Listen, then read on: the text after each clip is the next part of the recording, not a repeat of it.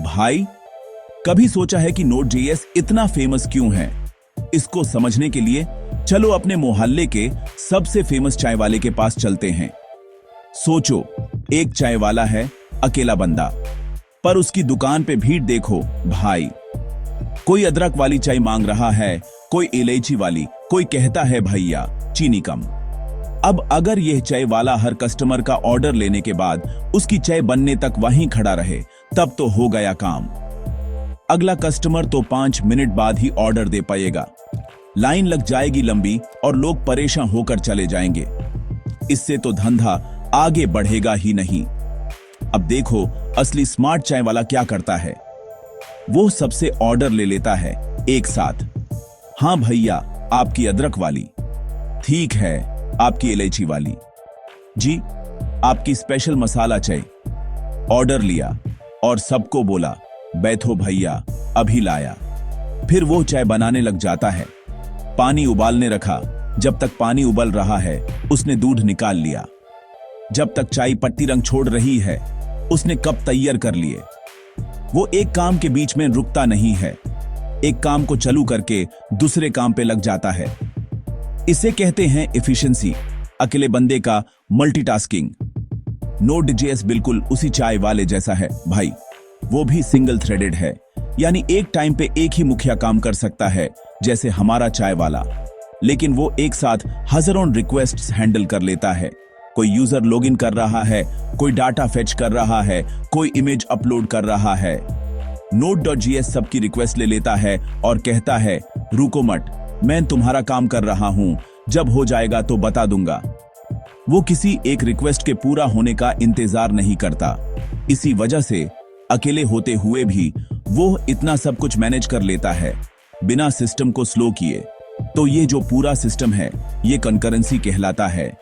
एक साथ कई काम को मैनेज करना, भले ही आप एक टाइम पर एक ही चीज पे फोकस कर पाओ। ये अकेले रहने का फायदा है भाई। सिंगल हो पर कमिटेड हो अपने काम से। Node.js ने इसी सिंगल होने की ताकत को अपनी सबसे बड़ी खूबी बना लिया। वो हर रिक्वेस्ट को सुनता है, उसको काम पे लगाता है और फिर अगली रिक्वेस्ट सुनने के लिए तैयार हो जाता है। बिल्कुल उस चाय वाले की तरह जो हर कस्टमर को खुश रखता है बिना किसी को लंबा इंतजार करवाए। हक से सिंगल, काम से मल्टीटास्किंग। तो अब सवाल ये उठता है कि आखिर ये जादू होता कैसे है? एक ही थ्रेड और इतने सारे काम। सीन में एंट्री होती है इवेंट लूप की। इसको समझो जैसे चाय वाले का दिमाग। वो हर ऑर्डर को एक लिस्ट में लिख लेता है, पहले ये फिर वो। इवेंट लूप भी बिल्कुल यही करता है। जैसे ही कोई रिक्वेस्ट आती है, जैसे यूजर ने बटन क्लिक किया, वो उसको एक क्यू यानी एक लाइन में लगा देता है। ये क्यू एक टू डू लिस्ट जैसी है। इवेंट लूप इस लिस्ट को हमेशा चेक करता रहता है। अच्छा, अब क्या करना है? अच्छा, ये काम है।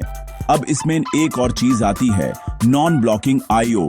आईओ का मतलब है इनपुट आउटपुट, जैसे फाइल पढ़ना, डेटाबेस से बात करना या इंटरनेट से कुछ डाउनलोड करना। ये सब टाइम कंज्यूमिंग काम है। अब हमारा चाय वाला जब चाय उबाल रहा है तो वो गस के सामने खड़ा नहीं रहता कि जब उबलेगी तभी हिलूंगा। नहीं, वो उस टाइम में कप साफ कर लेता है या बिस्किट का डब्बा भर देता है। ये है नॉन ब्लॉकिंग। Node.js भी यही करता है। जब वो डेटाबेस से डेटा मांगता है तो वो वहां इंतजार नहीं करता। वो कहता है डेटाबेस भैया, जब डेटा मिल जाए तो आवाज दे देना। इस आवाज दे देना वाले कॉन्सेप्ट को कॉल बैक कहते हैं। Node.js ने डेटाबेस को काम दे दिया और उसके साथ एक चिट्ठी कॉल बैक फंक्शन भी दे दी कि जब काम हो जाए तो इस चिट्ठी पे लिखा काम कर देना। फिर Node.js आगे बढ़ जाता है और अपनी to do list event loop से अगला काम उठा लेता है। इससे में थ्रेड कभी ब्लॉक नहीं होता, कभी रुकता नहीं। वो हमेशा चलता रहता है, नए काम लेता रहता है, पुराने काम के पूरा होने का सिग्नल सुनता रहता है। ये साइकिल चलती रहती है नॉन स्टॉप। तो पूरा फ्लो ऐसा है, रिक्वेस्ट आई, इवेंट लूप ने देखा, अगर काम छोटा है जैसे 2 + 2 = 4 तो वो खुद ही फटाफट कर देता है। अगर काम लंबा है जैसे डेटाबेस से 10,000 रिकॉर्ड्स लाना, तो वो उस काम को किसी हेल्पर को दे देता है और आगे बढ़ जाता है। हेल्पर जब काम पूरा कर लेता है तो वो इवेंट लूप को सिग्नल भेजता है। इवेंट लूप सिग्नल देखते ही उस काम का रिजल्ट यूजर को वापस भेज देता है। इस तरह से एक अकेला थ्रेड भी एक पूरी फौज का काम कर लेता है, बिना रुके, बिना थके। अब आप सोचोगे, जाकिर भाई, ये हेल्पर कौन है जिसको Node.js सारा भारी काम दे देता है? भाई, हर सिंगल लड़के का एक ग्रुप होता है ना, जो मुश्किल टाइम में काम आता है। Node.js का वो ग्रुप है लिबुव। यह एक C++ लाइब्रेरी है जो पर्दे के पीछे सारा भारी काम करती है। फाइल सिस्टम से डील करना, नेटवर्क रिक्वेस्ट्स हैंडल करना, यह सब लिबुव की जिम्मेदारी है। Node.js तो बस मैनेजर है, उसने काम लिबुव को डेलीगेट कर दिया। लिबुव के पास अपना थ्रेड पूल होता है, यानी कुछ एक्स्ट्रा वर्कर्स जो स्पेसिफिकली IO जैसे हेवी टास्क्स के लिए रखे गए हैं। जब Node.js को कोई लंबा काम मिलता है, वो उससे लिबुव के थ्रेड पूल में से एक वर्कर को पकड़ा देता है। वो वर्कर उस काम को करता रहता है और हमारा में Node.js थ्रेड इवेंट लूप आजाद रहता है दूसरे काम करने के लिए।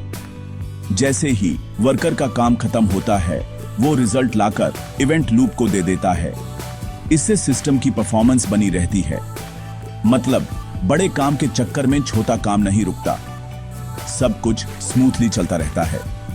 इसीलिए कहते हैं, दोस्त ऐसे बनाओ जो तुम्हारे लिए पर्दे के पीछे काम कर दी। इस पूरे असिंक्रोनस सिस्टम को हैंडल करने के लिए कोड लिखने के तरीके भी अलग हैं।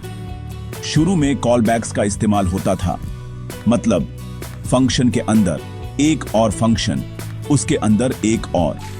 इससे कॉलबैक हेल बन जाता था, कोड समझना मुश्किल हो जाता था। फिर आए प्रॉमिसेस। प्रॉमिस मतलब वादा। आप एक काम शुरू करते हो और वो आपको एक प्रॉमिस देता है कि या तो ये काम सफल होगा, रिजॉल्व्ड, या असफल, रिजेक्टेड। इससे कोड थोड़ा साफ सुथरा हो गया। आप लगाकर सफल होने पे क्या करना है और लगाकर फेल होने पे क्या करना है, यह लिख सकते थे। और फिर भाई, सीन में एंट्री हुई एसिंक अवेट की। इसने तो जिंदगी ही आसान कर दी। ये प्रॉमिसेस के ऊपर ही बना है, पर कोड लिखने का तरीका बिल्कुल सिंपल और सीधा है।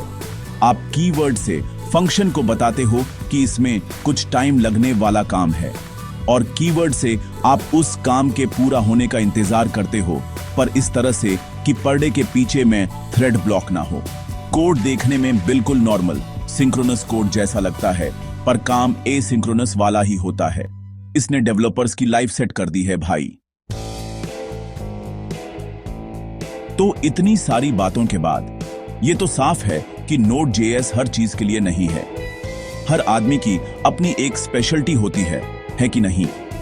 Node.js वाहन किंग है, जहां बहुत सारे IO ऑपरेशंस होते हैं, जैसे चैट एप्लीकेशंस, जहां हजारों लोग एक साथ मैसेज भेज रहे हैं और रिसीव कर रहे हैं, या फिर API सर्वर्स, जिनको अलग अलग क्लाइंट्स से डेटा रिक्वेस्ट आती रहती हैं। स्ट्रीमिंग एप्स जैसे वीडियो या म्यूजिक स्ट्रीमिंग के लिए भी यह बेहतरीन है।